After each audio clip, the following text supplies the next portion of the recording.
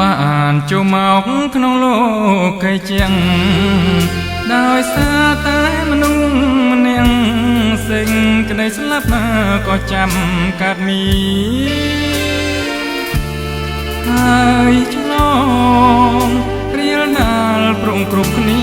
បានធ្វើបាបហើយឥតអ្នកណាខានគឺគ្មានទឹករួចពីមិនជរៀចចាប់តាំងតមកពីលោកអាដាមធ្វើខំនឹងព្រះអង្គហាមសេចក្តីស្លាប់បានចាប់សោយរីអ្វីឲ្យនៅក្រោមអំ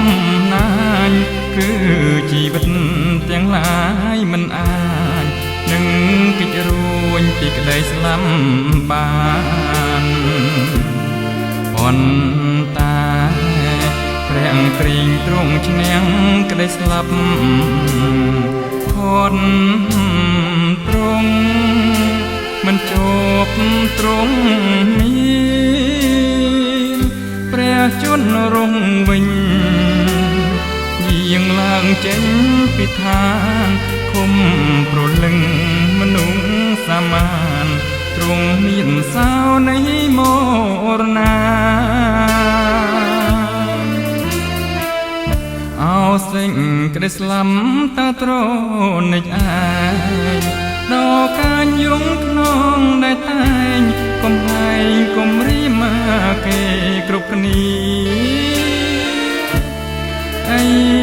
លើអំរិតអំណាចចេស្តាខានគុំប្រលឹងក៏ដូចគ្នាតើឯណាទៅជ័យជំនះ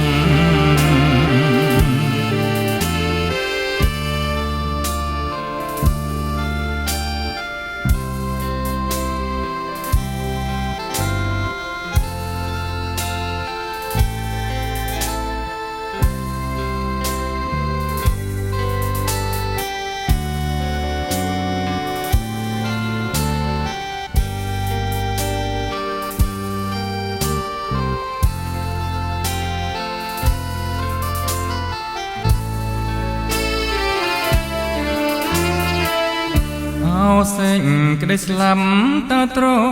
និចឯងដល់កាញយងក្នុងដែលតែងកំហែងគំរីមកគេគ្រប់គ្នាអីលើអង្គរិទ្ធអំណាចចេស្តាខានគុំប្រលឹងក៏ដូចគ្នាតើឯណាទៅជ័យជំនះ